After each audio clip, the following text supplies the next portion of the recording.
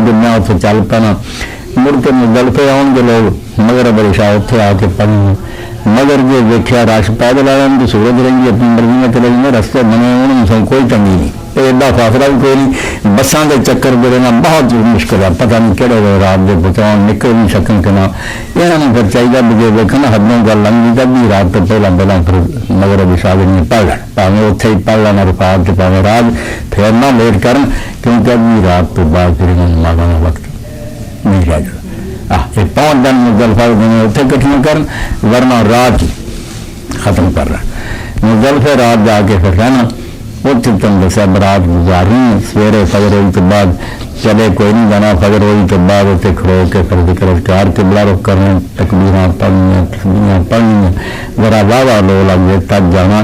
किसी के बस बुचाओ की गल नहीं, मैं आखना कोई गल नहीं, मनाज नाल ही है, आपे भी आदमी जा सकता। बस में फिर मनाज जाना, उत्थे जाके काम 7 कंकरियां वड्डी बुर्जी मारनियां, पैनिया बने जमरे। शैतान नहीं कहना, ये बिल्कुल उन्होंने गलत गल बनाई, शैतान कदे नहीं कहना उन्होंने। जमरा जरा मक्के वाले पासे जमरा कुबरा, जमरा तो रकबा गया, सिर्फ उन 7 कंकरियां।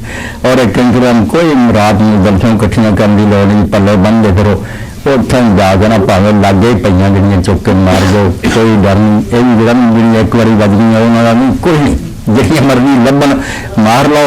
तो उत्थे रोज फड़ियां तो मार दित्तियां 7, पहले दिन सिर्फ 7 मारनियां। उन्होंने सिर्फ अल्लाह अकबर आखना, होर कुछ नहीं, अल्लाह अकबर अल्लाह अकबर इन्हें जिक्र है वह।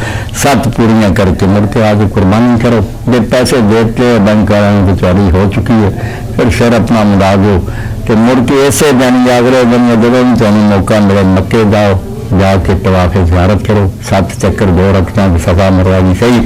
ये तुम 10 में नहीं कर सकते जो वेखो भी तंगी है तो कोई औखे होने की लोड़ नहीं। 11 में 12 में 13 में जो मक्के लौटोगे में जाके कर लो, बल्कि फिर हज के आखिर तक नवा चंद तक भी कोई लेट कर ला, कोई डर नहीं, कोई गल नहीं। सहूलत देखे कि मैंने कागज ज्यादा ये सब दौड़ के जानना, फिर राह ही रह जाएंगे, मौका कोई नहीं लगता, रश बहुत ज्यादा। बेहतर रही है कंकरियां मार के उत्थे ही ठहरो, जब 12 में या 13 में जाओ, जो जाके सारे काम देर के फिर उत्थे ही बैठो।